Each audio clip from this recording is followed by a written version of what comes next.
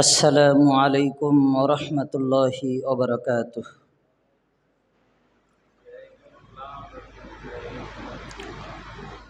الحمد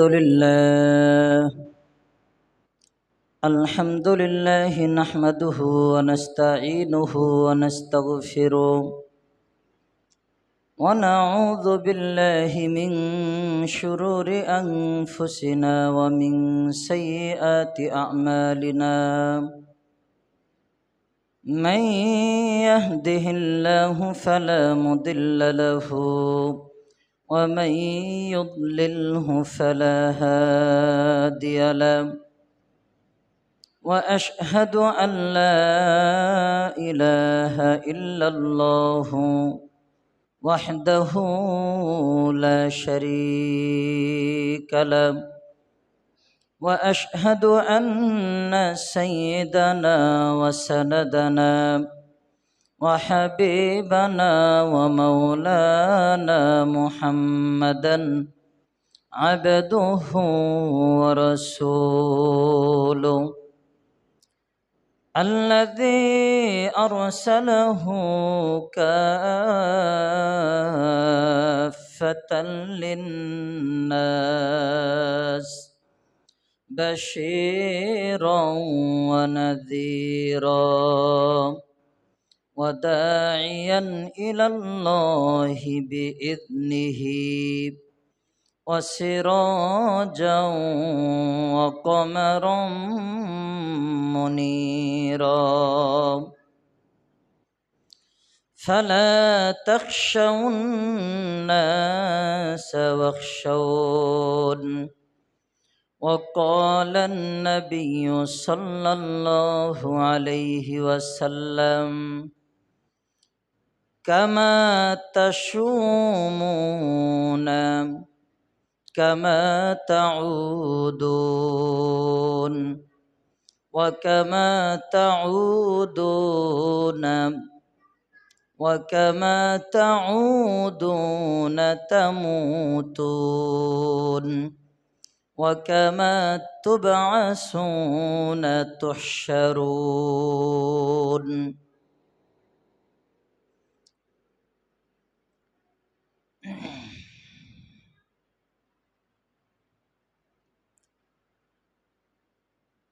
إن الله وملائكته يصلون على النبي يا أيها الذين آمنوا صلوا عليه وسلموا تسليما। সকলে জবান খুলে দরুদ ইব্রাহিম পড়ি। اللهم صل على محمد وعلى آل محمد كما صليت على إبراهيم وعلى آل إبراهيم إنك حميد مجيد. اللهم بارك على محمد وعلى آل محمد كما باركت على إبراهيم وعلى آل إبراهيم إنك حميد مجيد. সমস্ত প্রশংসা আল্লাহ জাল্লা শানুহুর দরবারে, যেই মহান রব্বে করিম আমাকে আপনাকে রবের গোলামি করবার উদ্দেশ্যে আল্লাহর ঘর মসজিদে আগে আগে আসার এবং বসার তৌফিক এনায়েত করেছেন, ওই মহান রবের আলিশান দরবারে জবান খুলে একবার কালিমাতুশ শুকুর আদায় করি, বলি আলহামদুলিল্লাহ। আরো একবার একটু আওয়াজ দিয়ে বলি আলহামদুলিল্লাহ। এই যে আলহামদুলিল্লাহ বললাম, এটা একটা ইবাদত। আলহামদুলিল্লাহ, সমস্ত প্রশংসা আল্লাহ জাল্লা শানুহুর। ছোট্ট একটা বাক্যের মধ্যে আল্লাহর প্রশংসা করলাম আমরা। এটা আল্লাহ তাআলার দেয়া একটা নিয়ামত, যে আল্লাহ তাআলাই আমাদেরকে সুযোগ করে দিয়েছেন ছোট্ট শব্দ দিয়ে যেন আল্লাহর প্রশংসা করতে পারি।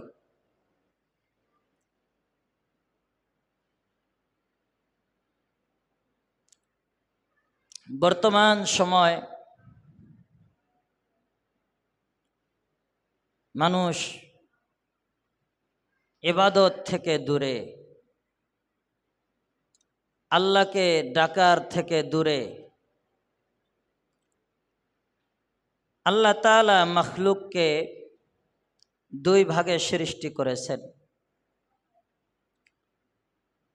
দুই ভাগে সৃষ্টি করবার পর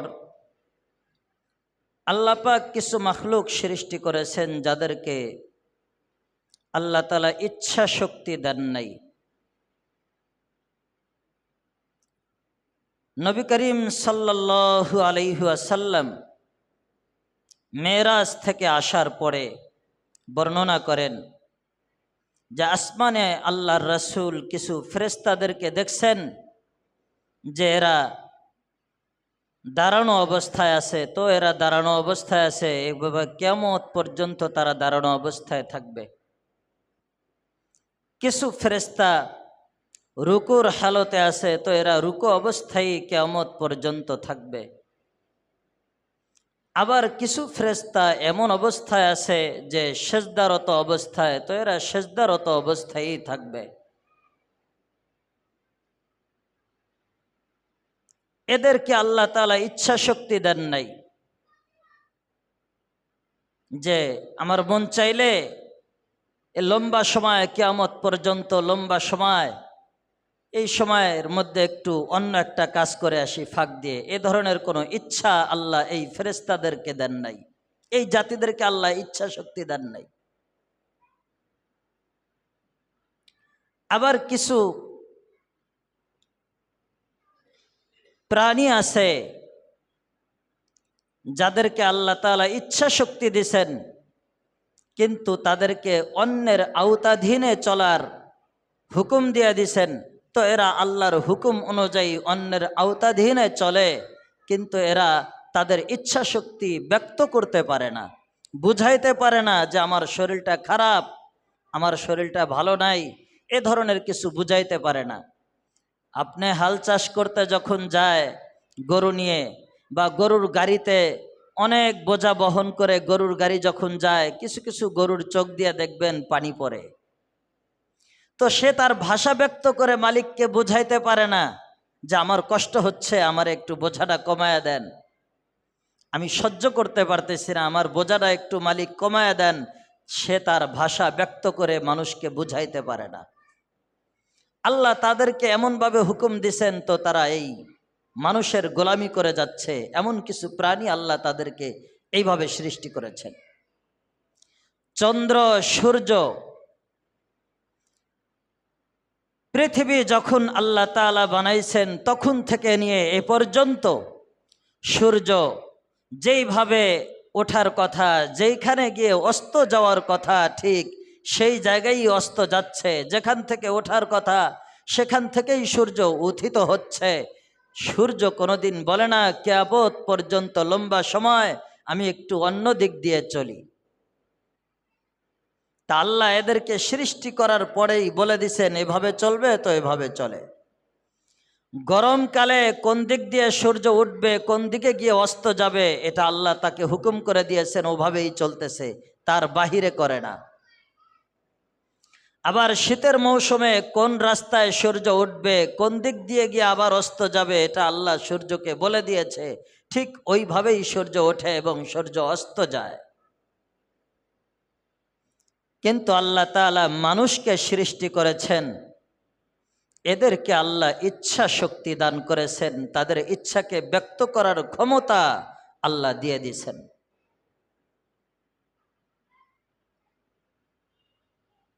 মানুষকে আল্লাহ তাআলা ইচ্ছা শক্তি ব্যক্ত করার ক্ষমতা দিয়ে দিয়েছেন। আপনার ভালো লাগে না তো আপনি ইবাদত করবেন না। আপনি বলতেছেন লা ইকরাহা ফিদ্দিন, ধর্মের ব্যাপারে জোর জবরদস্তি করো না, ধর্মের ব্যাপারে জোর জবরদস্তি করো না। তো আল্লাহ বলে দিছে এই কথা। এখন আপনার সুযোগ আছে, আপনি বললেন আমার নামাজ পড়তে মনে চায় না, তো আমি নামাজ পড়ব না, ইচ্ছা শক্তি। আমার ইবাদত করতে ভালো লাগে না, আমি ইবাদত করব না, আল্লাহ আপনাকে ইচ্ছা শক্তি দিছেন। আপনি ব্যক্তও করতে পারতেছেন যে আমার ভালো লাগে না, আমি করব না। এই ইচ্ছা শক্তি আল্লাহ তাআলা মানুষকেই দিয়েছেন। আবার কিছু মানুষ এমন আছে যারা আল্লাহকে ভয় করে এবং আল্লাহর জন্য তারা রাতকে রাত ইবাদত বন্দিগির মধ্যে কাটিয়ে দিচ্ছেন, শুধু আল্লাহর জন্য। আল্লাহর জন্য কিছু মানুষ এমন আছে যারা যার্রা পরিমাণ হারাম খাদ্য গ্রহণ করে নাই।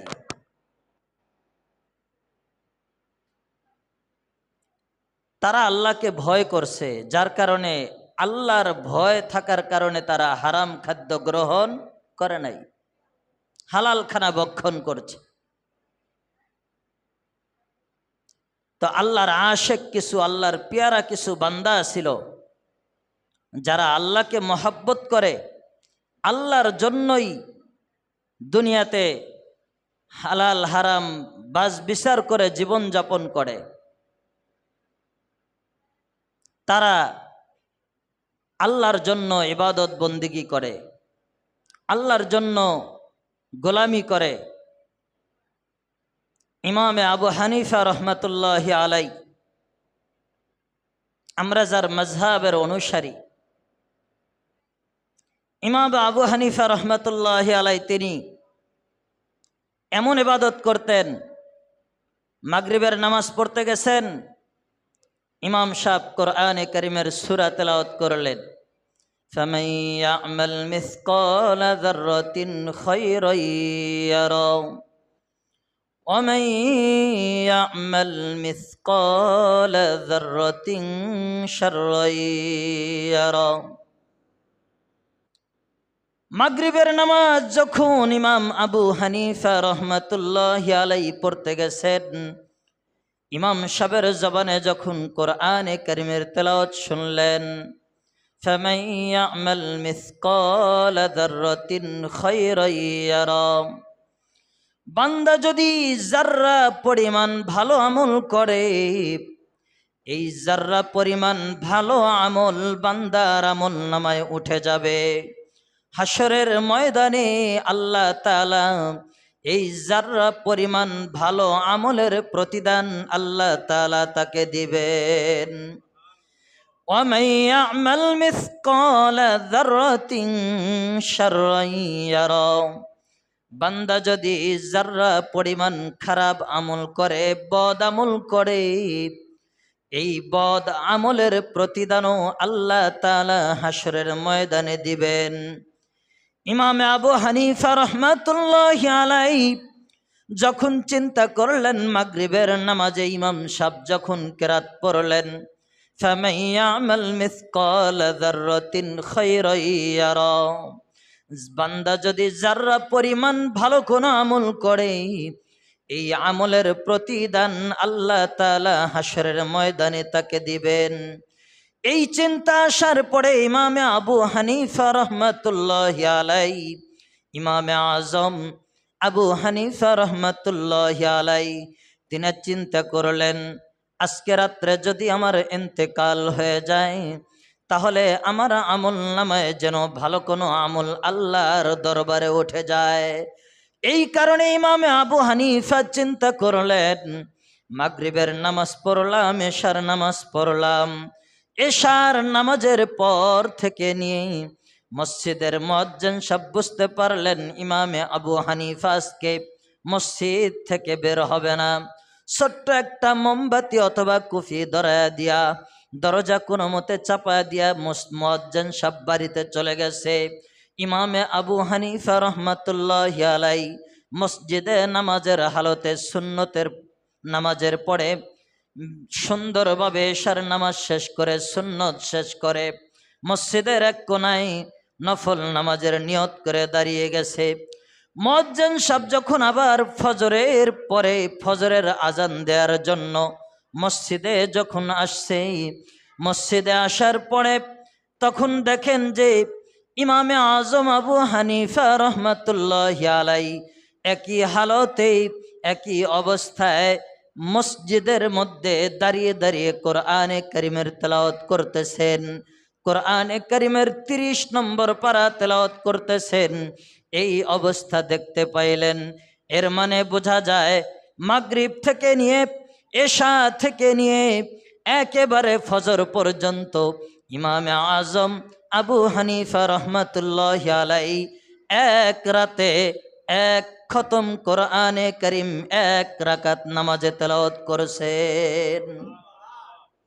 তারাও আল্লাহর আশেক ছিলেন। তারা ছিলেন আল্লাহর এমন আশেক যে তারা ইবাদত করতেন, আত্মতৃপ্তি লাভ করতেন আল্লাহকে ডাকার মাধ্যমে। ঘন্টার পর ঘন্টা কোরআনে কারিমের তেলাওয়াত করে, এরপরেও তাদের আত্মতৃপ্তি লাভ হয় না, বারবার তেলাওয়াত করতে থাকে, মজা পায়। আমি আপনি ইবাদত করি, নামাজে মজা পাই না।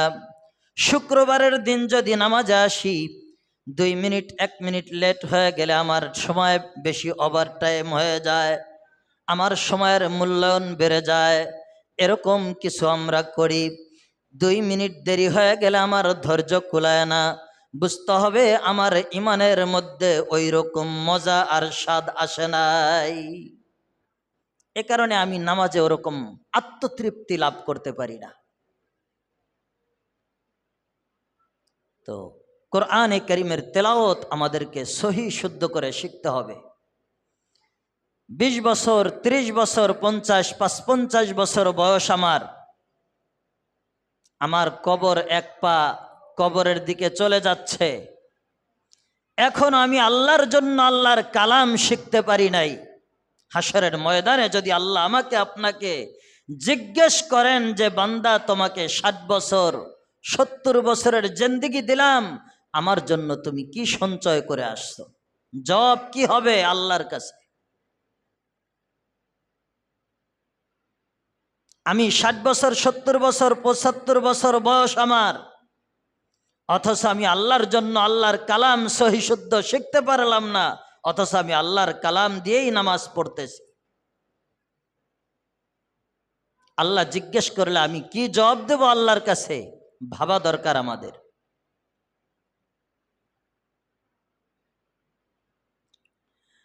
বলতেছিলাম মানুষকে আল্লাহ তাআলা ইচ্ছা শক্তি দিয়েছেন। মানুষ ইচ্ছা করলে বলতে পারে, তার ইচ্ছা ব্যক্ত করতে পারে। কেউ রাতভর ইবাদত করে আল্লাহর গোলামি করে, তার ভালো লাগে। আবার কেউ রাতভর মন চাইলে গুনাহের কাজের মধ্যে সময় পার করে দেয়। নাচ, টেলিভিশন, নাটক, সিনেমা দেখে তার সময় পার হয়ে যাচ্ছে। ঘন্টার পর ঘন্টা তার সময় এদিকে ব্যয় করে দিচ্ছে, কিন্তু সে আল্লাহর গোলামিতে নিয়োজিত নাই। ইমানদার মুসলমান আমি, কিন্তু আমার মধ্যে আল্লাহর দাসত্ব করবার যোগ্যতা নাই। আল্লাহ তাআলার এক কবি বলেন, হাম মুসলমান হে মগর हम में मुसलमानी नहीं, दिल में ईमान है मगर ईमान में कामिल नहीं। আমরা মুসলমান হওয়ার দাবিদার, কিন্তু আমাদের মধ্যে মুসলমানিত্ব নাই। দিল মে ঈমান হে মগর ঈমান মে কামিল নেহি। যদি আমাকে কেউ বলে তোর ঈমান নাই, আমি তাৎক্ষণিকভাবে তার উপরে রেগে যাই। আমি নামাজ না পড়লে কি হবে? আমার ঈমানটা বড় মজবুত। তাৎক্ষণিকভাবে রেগে যায়, আমার ঈমান খুব মজবুত, আমি প্রমাণ করতে চাই। কিন্তু আল্লাহর জন্য আল্লাহর গোলামি করে, আমি আল্লাহর দাসত্ব প্রকাশ করে আমার গোলামি স্বীকার করতে পারি না। আমি কেমন মুসলমান? এজন্য বলে দিল মে ঈমান হে মগর ईमान में कामिल नहीं। অন্তর থেকে ইমানদার হওয়ার দাবিদার, কিন্তু ইমানের ভলিউম তোমার খুবই দুর্বল। ইমানদার হওয়ার দাবিদার, কিন্তু ইমানের ভলিউম খুবই দুর্বল। ইমানকে আমার মজবুত করতে হবে, ইমানকে শক্ত করতে হবে। আমার ইমান যদি মজবুত হয়, আল্লাহর গোলামি করতে আমার ভালো লাগবে, ভালো কথা শুনতে আমার ভালো লাগবে। ইমামে আব্দুল্লাহ ইবনে মুবারক রহমাতুল্লাহি আলাইহি হাজার হাজার ছাত্রদেরকে তিনি কিতাবের দর্শ দিতেন, কিতাব পড়াইতেন, হাদিস পড়াইতেন। একবার ছাত্ররা বলল, হুজুর আপনার কাছে কোন বিষয়গুলি প্রিয়? তিনি বললেন, আমার কাছে দুইটা জিনিস প্রিয়। এক নাম্বার হচ্ছে বাইতুল খালি, আরেকটা হলো সুনানে আলী। বাইতুল খালি মানে আমি খালি ঘরে বসবাস করতে ভালো লাগে।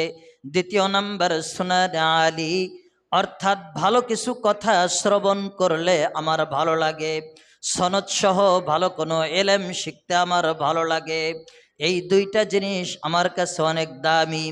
আব্দুল্লাহ ইবনে মুবারক রহমাতুল্লাহি আলাইহি ছাত্ররা প্রশ্ন করলেন, হুজুর খালি ঘরে থাকতে কি আপনি বোরিং হয়ে যান না? একা একা থাকতে কি আপনার কষ্ট হয় না? তখন ইমামে আব্দুল্লাহ ইবনে মুবারক রহমাতুল্লাহি আলাইহি তিনি জবাব দিলেন, খালি ঘরে থাকতে আমার কাছে বোরিং লাগে না, আমার শরীরে খারাপ লাগে না, আমার বরঞ্চ ভালো লাগে। কেন ভালো লাগে?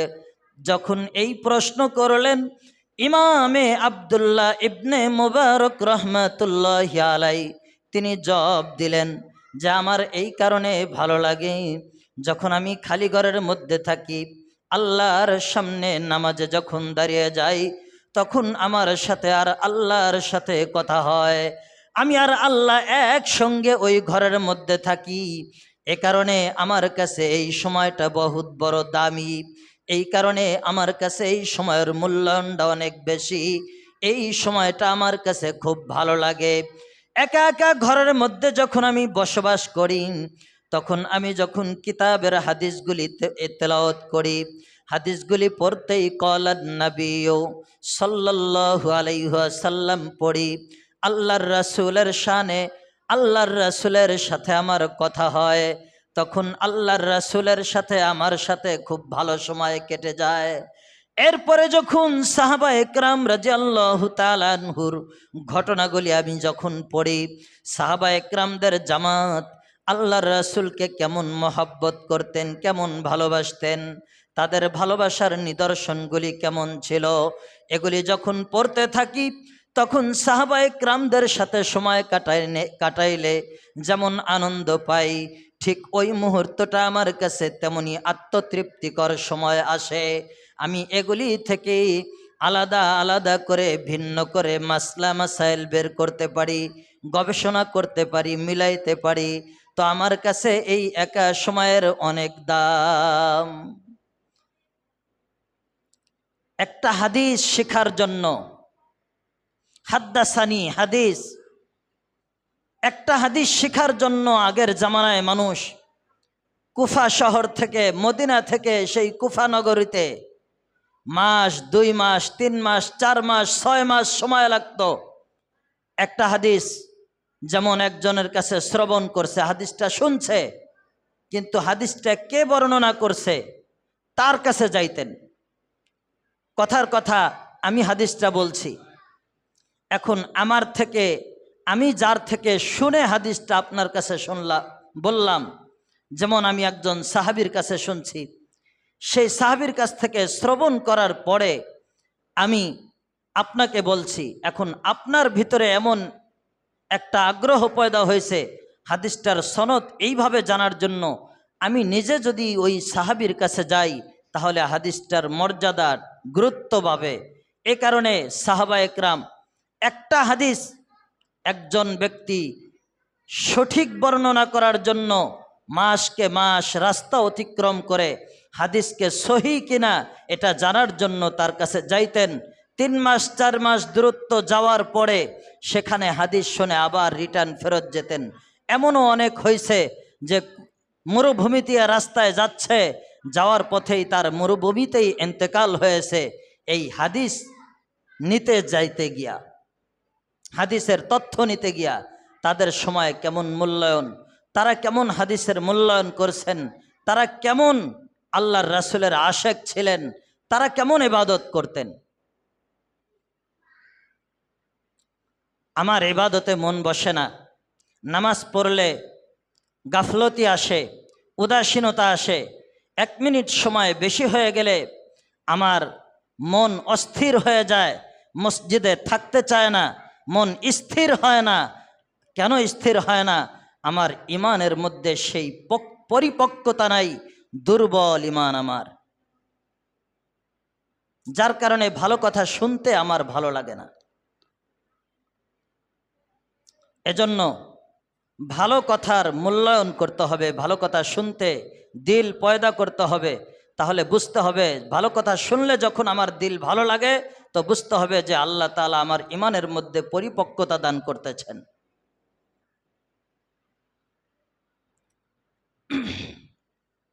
ইমামে আব্দুল্লাহ ইবনে মুবারক রহমাতুল্লাহি আলাই, তিনিও সময় কাটাইছেন আল্লাহর সঙ্গে নামাজের মাধ্যমে। ইমামে আজম, আমরা যেই ইমামে আবু হানিফা রহমাতুল্লাহি আলাইয়ের মাযহাব অনুসরণ করি, তিনি লাগাতার 40 বছর এশার অজু দিয়া, এশার নামাজের অজু দিয়া ফজর নামাজ পড়ছেন লাগাতার। এই 40 বছর তারও মনে চাইছে যে স্ত্রীর কাছে যাইতে, তারও মনে চাইছে, তার ইচ্ছা যে বাহিরে একটু সময় দিতে, কিন্তু দেন নাই, বাহিরে সময় দেন নাই। কেন দেন নাই?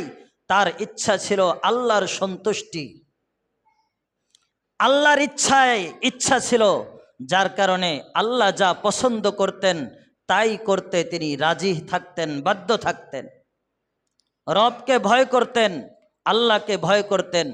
যার্রা পরিমাণ ভয় আল্লাহর যাদের মধ্যে ছিল, তারা এমন আল্লাহর গোলামি করছেন। হজরতে আবু বকর সিদ্দিক রাদিয়াল্লাহু তাআলা আনহুকে 3 দিন পর্যন্ত না খাওয়া ছিলেন। এরপরে একজন আয়সা কিছু হাদিয়া দিছে, তা হাদিয়াটা খাইছে, খাওয়ার পরে 2-3 টুকরা খাইছে। খাওয়ার পরে জিজ্ঞেস করলো যে তার খোদা ভীতি তাকে এ পর্যায়ে এনে দিছে যে খাদ্যটা হালাল খাইলাম না হারাম খাইলাম, জিজ্ঞেস করে দেখি। তো জিজ্ঞেস করছে, যার থেকে হাদিয়া আসছে তাকে জিজ্ঞেস করছে, তুমি যে খাদ্যটা দিছো কোথায় পাইলা? তখন সে বলছে যে খাদ্যটা তো আমি মুসলমান হওয়ার আগে একজনকে ঝাড়ফু দিছিলাম, তো সে এই ঝাড়ফুতে সুস্থ হয়ে গেছে, সেখান থেকে আমার জন্য হাদিয়া আসছে, সেই হাদিয়া আমি আপনাকে দিছি। তা আবু বকর সিদ্দিক রাদিয়াল্লাহু তাআলা আনহু চিন্তা করলেন যে তুমি মুসলমান হওয়ার আগে যখন জারফু করছো, তখন তো তুমি আল্লাহর নাম নিয়ে জারফু দাও নাই, তখন তুমি জারফু দিছো লাত উজ্জার নামে, মূর্তি পূজার নামে, তাদের নাম নিয়ে জারফু দিছো দুনিয়ার নামে। তো এটা তো আল্লাহর নামে ঝাড়া দাও নাই, খাদ্যটা হারাম। এই খাদ্য যদি আমার পেটে থাকে, আল্লাহর কাছে আমি কি জবাব দেব? সাথে সাথে আবু বকর সিদ্দিক রাদিয়াল্লাহু তাআলা আনহু পানি খাইলেন। পানি খাওয়ার পরে মুখের ভিতরে অঙ্গুলি দিয়ে বমি করলেন। বমি করে ওই গোস্তের টুকরা আর রুটি যতক্ষণ পর্যন্ত পেট থেকে বের না হয়, ততক্ষণ পর্যন্ত তিনি এই পর্যায় করে, যখন বের হয়েছে তখন তিনি আত্মতৃপ্তি লাভ করলেন। তার কি ইচ্ছা ছিল? আল্লাহকে ভয় করতেন, দুনিয়ার মানুষকে নয়। আল্লাহকে ভয় করতেন, যার কারণেই এমনটি করছেন। মানুষকে দেখানোর উদ্দেশ্য হইলে এমনটি করত নয়। তাদেরও ভয় ছিল আল্লাহর ভয়, এই কারণে তারা এমন ইবাদত করছেন, আল্লাহর জন্য করছেন। এখন তো আমরা বিভিন্নভাবে পয়সা ইনকাম করতেছি, হালাল হোক হারাম হোক, বাস বিচার নেই।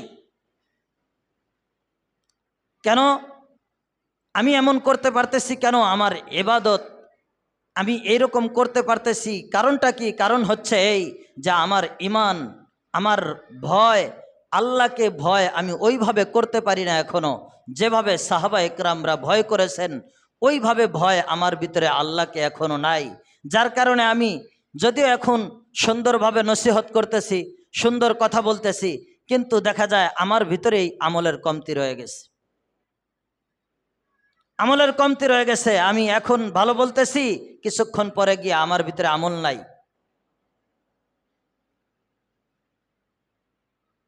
তো এই যে আমল নাই, বোঝা যায় যে আমার ইমান ওরকম মজবুত ইমান হয় নাই।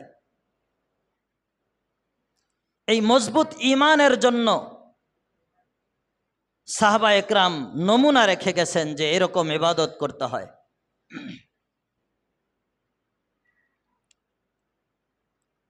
হযরত হুসাইন রাদিয়াল্লাহু তাআলা আনহুর সন্তান জয়নুল আবেদিন, ইমাম জয়নুল আবেদিন, তিনি একবার কাবার দিকে হজের উদ্দেশ্যে রওনা করেছিলেন।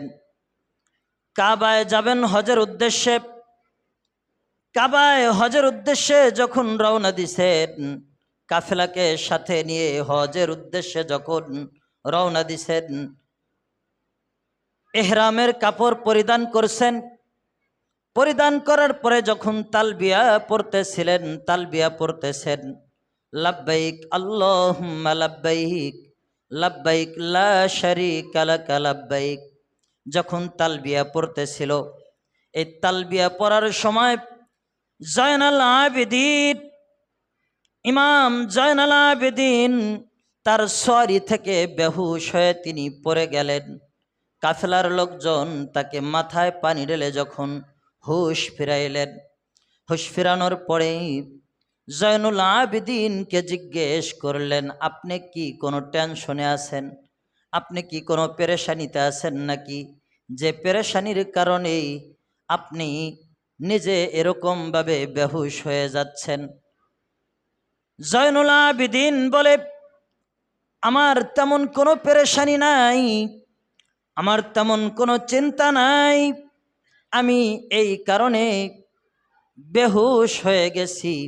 আমি যখন বললাম আল্লাহুম্মা লাব্বাইক, লাব্বাইক লা শারীকা লাকা লাব্বাইক, আমার আল্লাহ যদি বলেন, আমার আল্লাহ যদি আমাকে বলেন লাব্বাইক লা লাব্বাইক সাইদ, আমার আল্লাহ যদি বলেন তোর লাব্বাইক আমি জয়নাল কবুল করলাম না, তোর লাব্বাইক আমি গ্রহণ করলাম না, আল্লাহ যদি এমনটি বলেন, আমার মতো জয়নুল আবেদিন দুনিয়ার জমিনে অনেক আছে যারা আল্লাহর গোলামি করে, আমার চেয়ে ভালো করে আল্লাহকে ডাকে, এরকম বান্দা আল্লাহর অনেক আছে।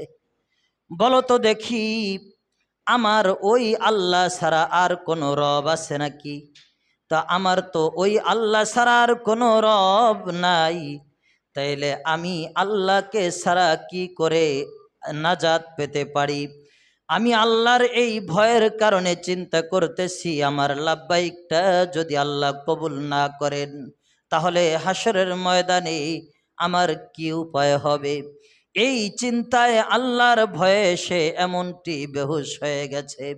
তার ভিতরেও আল্লাহর ভয় ছিল কেমন ভয়? ওয়া আম্মা মান খাফা মাকামা রাব্বিহি ওয়া নাহান নাফসা আনিল হাওয়া ফাইন্নাল জান্নাতা হিয়াল মাওয়া। তারা আল্লাহকে ভয় করছে আল্লাহকে পাওয়ার জন্য, আল্লাহকে ভয় করছে আল্লাহকে পাওয়ার জন্য। আমি আপনিও যদি আল্লাহকে ভয় করি, আল্লাহ তাআলা আমাকে আপনাকেও একই রকমভাবে মর্যাদা দান করবেন। ওয়ানাহান নাফসা আনিল হাওয়া ফাইন্নাল জান্নাতা হিয়াল মাওয়া, আল্লাহ তাআলা আমাকে আপনাকে জান্নাত দিবেন যদি আমরা আল্লাহকে ভয় করে দুনিয়ায় জীবন যাপন করি। আল্লাহর রাসূল হাদিসের মধ্যে মেসেজ দেন, ক্বালান নবিয়্যু সাল্লাল্লাহু আলাইহি ওয়াসাল্লাম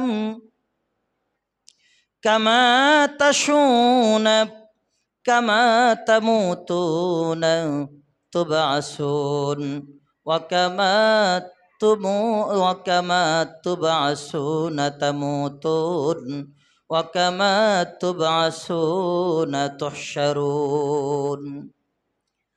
যারা হায়াতের জিন্দেগিতে দুনিয়ার জীবনে দুনিয়ার জিন্দেগিতে যে যেমন চলবে, আল্লাহর রাসূল বলেন তার মৌতটা ঠিক ওই রকম অবস্থায় হবে।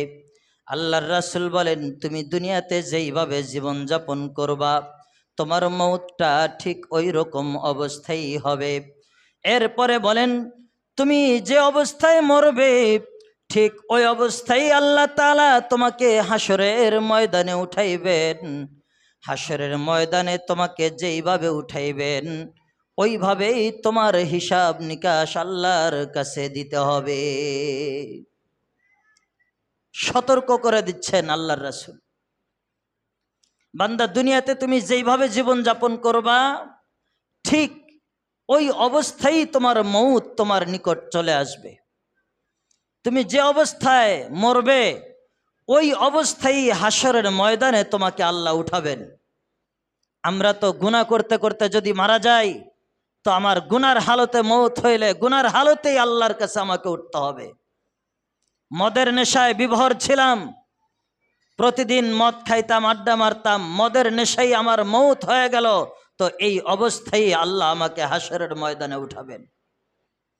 যদি আমাকে হাসরের ময়দানে এভাবেই উঠান তাহলে আমার কি উপায় হবে হাসরের ময়দানে? আল্লাহ সেদিন কহার জাব্বার কঠিন রূপ ধারণ করবে তাদের জন্য যারা আল্লাহর নাফরমানি অবস্থায় দুনিয়া থেকে বিদায় নেবে।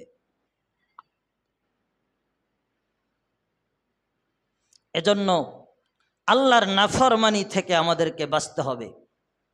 একটা সুসংবাদ হলো এই, যদি দুনিয়ার জীবনে আমি আলেমকে মহাব্বত করি, নবী নাই, নায়েবে রাসূল, আলেম ওলামাদেরকে যদি আমি মহাব্বত করি তা আলেম ওলামারা যা কিছু বলে কোরআন হাদিস থেকে সুন্নাহ অনুযায়ী আমলের কথা দিক নির্দেশনা দেয়, তো তাদের দিক নির্দেশনা যদি আমি মেনে নেই তাহলে আল্লাহ তাআলা আমাকে এই উসিলাই নাজাতের ফয়সালা দিবেন। এজন্য আলেম ওলামা যেইভাবে দিক নির্দেশনা দেয়, যেখানে যেভাবে নসিহত করে, কোরআন হাদিসের সুন্নাহ অনুযায়ী আমল করতে বলে, সেই অনুযায়ী আমল করতে প্রস্তুত থাকা। এখন তো সমাজ এমন হয়ে গেছে, আলেমরা হক কথা বলতে গেলে জেলে আবদ্ধ হচ্ছে। জাতি চায় না আলেমদের জবান থেকে মানুষ হেদায়েত হোক, আলেমদের জবানের ভালো কথার মাধ্যমে মানুষ ভালো হয়ে যাক, জাতি এটা চায় না। যার কারণে জাতির এই নোংরা সমাজের মানুষ এখন মানুষগুলিকে, ভালো কথা বলনেওয়ালাদেরকে জেলখানায় আবদ্ধ করে রাখে, যাতে মানুষ ভালো কথার থেকে দূরে সরে যায়, ভালো কথা শোনা থেকে মাহরুম হয়ে যায়। এই চিন্তা বর্তমান সমাজের। তাই আমাদেরকে সচেতন থাকতে হবে। আলেম ওলামারা যা বলে তা দিক নির্দেশনা অনুযায়ী, তাদের দিক নির্দেশনা অনুযায়ী, কোরআন হাদিসের সুন্নাহ অনুযায়ী যদি সঠিক কথা বলে সেই কথার উপরে আমল করার জন্য সর্ব অবস্থায় প্রস্তুত থাকা, না হয় আমাদের ক্ষতি নির্ধারিত।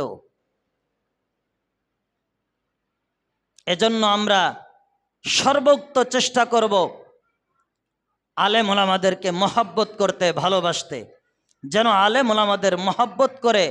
আম্মান তাশাব্বাহা বিকৌমিন ফাহুয়া মিন, আল্লাহর রাসূল হাদিসের মধ্যে বলছেন তোমার যার সাথে যার মহব্বত তার সাথেই তার হাসর নাসর হবে। আমার হাসর নাসর আমি যদি আলেম ওলামার সাথে সম্পর্ক রাখি, মহব্বত রাখি এবং তাদের দিক নির্দেশনা অনুযায়ী আমার জীবনকে পরিচালনা করি, তাহলে হতে পারে আল্লাহ তাআলা আপনাকে নাজাত দিবেন, জাহান্নাম থেকে পরিত্রাণ পেয়ে জান্নাতি মানুষ হতে পারবেন। আল্লাহ পাক আমাকে সহ সকলকেই যেন জান্নাতি মানুষে পরিণত হওয়ার তৌফিক দান করেন, বলেন আমিন। আমরা ইনশাল্লাহ মন চায় জিন্দেগি চলবো না, মন চায় জিন্দেগি চলবো না, মন চায় জিন্দেগি তো ধ্বংসের জিন্দেগি। আমার মনে যা চাইবে তাই করব, আমার মনে যা চায় তাই সিদ্ধান্ত নিয়ে আমি সেটার উপরে অটল থাকব, তো বুঝতে হবে আমার ক্ষতি নির্ধারিত। আর যদি আমি বন্দির জিন্দেগি, কামিয়াবির জিন্দেগি, আপনি আপনার জীবনকে একটা রুটিনের মধ্যে সাজান, আবদ্ধ হয়ে আসেন। 5 ওয়াক্ত নামাজ সময় মতো আদায় করা, এটা একটা রুটিনের মধ্যে পড়ে। সময় মতো পাঁচ বেলা নামাজ পড়া, এটা একটা রুটিন। এই রুটিন মোতাবেক যদি আপনি আপনার জীবনকে গড়ান, 5 ওয়াক্ত নামাজ আল্লাহর ঘর মসজিদে হাজিরে দেন, আল্লাহ পাক আপনার ঘরেও শান্তি দেবেন, দুনিয়া এবং আখেরাত উভয় জগতে শান্তি দিবেন। এজন্য বন্দির জিন্দেগি, কামিয়াবির জিন্দেগি, আমরা চেষ্টা করব জীবনকে, আমার হায়াতকে একটা বন্দির মধ্যে আনতে, রুটিন অনুযায়ী আমার জীবনকে পরিচালনা করতে, আল্লাহকে ভয় করে দুনিয়া থেকে শুদ্ধ মানুষে পরিণত হয়ে যাওয়ার চেষ্টা করব। আল্লাহ পাক আমাকে সহ সকলকেই ভালো আমল করার তৌফিক নসিব করেন, বলেন আমিন। আমরা ইনশাল্লাহ যারা সুন্নত পড়ি নাই, মেহেরবানি